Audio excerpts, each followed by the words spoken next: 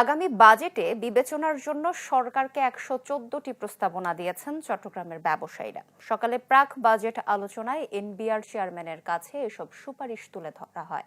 বলা হয়, সামনে আসছে চ্যালেঞ্জিং সময়, যা মোকাবেলায় বাজেটও হওয়া উচিত সুপরিকল্পিত।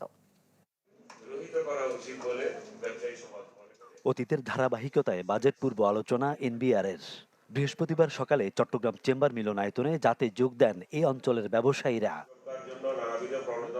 মেট্রোপলিটন ও নারী চেম্বারের নেতারাও এই আয়োজনে উপস্থিত ছিলেন। সভার শুরুতে চট্টগ্রাম চেম্বারের প্রশাসক তুলে ধরেন ১১৪টি প্রস্তাবনা। আশা প্রকাশ করেন আগামীর বাণিজ্য চ্যালেঞ্জ মোকাবিলায় সরকার ও বেসরকারি খাতকে একসাথে এগিয়ে যাবার।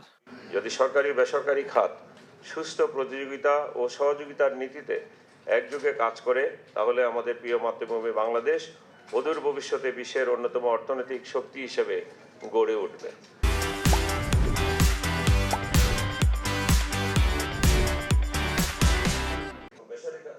এবারের বাজেট পরিবর্তিত পরিস্থিতিতে তাই বৈঠক জুড়ে সবচেয়ে বেশি গুরুত্ব পায় যুক্তরাষ্ট্রের নতুন শুল্ক কাঠামো নিয়ে।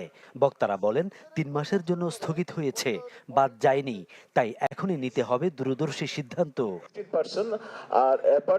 ব্যবসায়ীরা বলেন, শুল্ক কর ও আমদানি রপ্তানি নীতিতে এমন কিছু সংকট দীর্ঘদিন ধরে বিরাজ করছে, যেগুলো দূর না হলে ভবিষ্যৎ অনিশ্চিত। প্রসার ঘটবে না জেলা পর্যায়ে ব্যবসার। এই চেস কোডের কারণে কিন্তু আমরা বিভিন্ন ধরনের ইম্পোর্ট করতে আমাদের সমস্যা হচ্ছে। এই চেস কোডের বিভিন্ন ধরনের সময় ক্ষেপণ হচ্ছে এবং বিভিন্ন ধরনের আমরা হয়রানির শিকার হচ্ছে।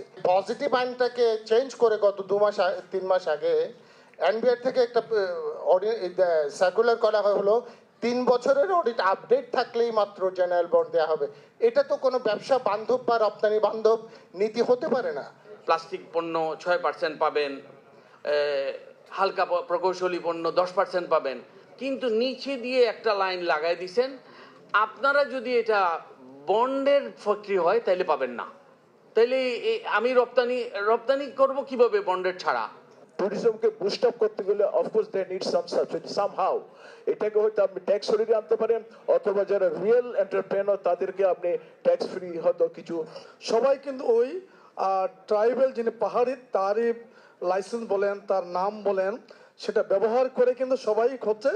তো বিনিময়ে যিনি লাইসেন্সটা দিচ্ছেন তিনি তার থেকে 2% 3% একটা বেনিফিট নিচ্ছেন।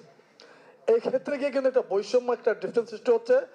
একটা জনগোষ্ঠী নিচে পড়ে যাচ্ছে, একটা জনগোষ্ঠী উঠে আসছে।